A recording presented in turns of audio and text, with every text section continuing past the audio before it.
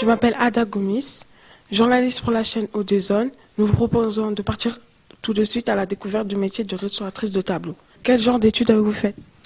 Eh bien, je suis allée aux Beaux-Arts. Moi, je suis née en Belgique, j'ai le Beaux-Arts à Liège. Ensuite, j'ai fini mes études à l'école de Bruxelles. Le métier était-il une passion? Eh bien oui, quand toute petite, donc j'étais dans une école militaire en Allemagne, voilà. Et un jour, une personne, enfin un professeur est venu, professeur de religion, voilà, il est venu et nous a montré un tableau. En fait, c'était l'adoration des rois mages. Et j'avais 6 ou 7 ans. Et j'ai découvert qu'en fait, la peinture existait à ce moment-là. Est-ce que vous utilisez des techniques particulières? Évidemment, nous avons toute la formation, j'allais dire, professionnelle, utilise des techniques particulières. On ne restaure pas un tableau comme on peint un tableau, bien entendu. Hein. Nous utilisons des colles, même à base de farine, quelquefois, pour rentoiler un tableau. Nous utilisons des pigments pour retoucher, nous utilisons des vernis particuliers, nous utilisons aussi des adhésifs particuliers, on utilise des solvants également qu'on n'utilise pas ailleurs, en général, enfin voilà. Donc il y a une technique vraiment très à part de ce qu'on peut connaître dans l'art pictural. Normalement, il faudrait que je prenne une éponge avec de l'eau un petit peu tiède, hein. C'est simplement pour vous montrer, voilà. C'est ce qu'on appelle le papier Bolloré.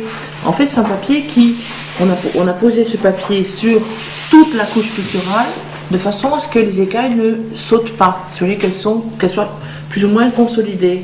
Et une fois que ce sera fini, après, on va nettoyer la couche picturale et on va faire des retouches, parce qu'en fait, là, il y a un grand trou. Vous voyez le trou là, ici? Et on a posé une greffe de tissu, on mettra un mastic dessus, puis on mettra de la retouche comme Emeline vient de faire. Est-ce que c'est émouvant de restaurer certains tableaux? Et je dirais même tous, parce que lorsqu'on découvre sous la crasse, on appelle ça l'encrassement, hein, c'est le vrai terme professionnel, voilà, un très beau visage, si on découvre sous un repeint, vous savez, je vous ai dit tout à l'heure, on a quelquefois des tableaux qu'on doit dérestaurer, qu'on rencontre, un autre tableau sous un repeint, évidemment, c'est extrêmement émouvant. Est-ce qu'il faut être peintre pour être restaurateur de tableaux? Eh bien, on va dire oui et non, pas nécessairement. Je connais des restaurateurs de tableaux qui ne savent pas dessiner un canard, hein, mais par contre, qui peuvent reproduire un drapé à la perfection. Voilà. Naturellement, il vaut mieux savoir dessiner et peindre, mais c'est pas obligatoire d'être peintre avant d'être restaurateur, sûrement pas.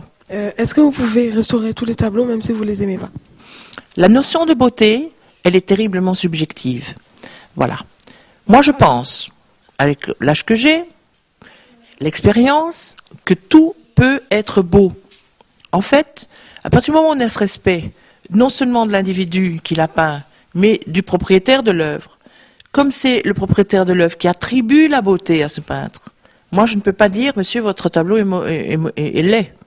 Et en plus, la notion de beauté chez nous, elle est encore une fois très différente de la majorité des autres personnes. Pourquoi?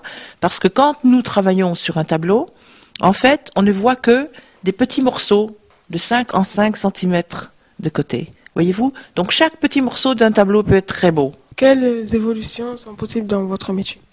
Alors, vous avez différentes voies. C'est-à-dire, soit vous devenez restaurateur dans le privé comme nous ici, soit vous pouvez devenir restaurateur dans les musées. Vous pouvez également être restaurateur sans frontières, ça s'appelle. Donc être en mission, par exemple, en Égypte ou ailleurs. Vous avez également des voies qui s'ouvrent vers le côté extrêmement scientifique de la restauration. Vous pouvez devenir même, non pas chercheur, mais quand même pas loin. Vous pouvez simplement aussi, en ajoutant 1 ou 2 années d'études, devenir expert auprès des tribunaux.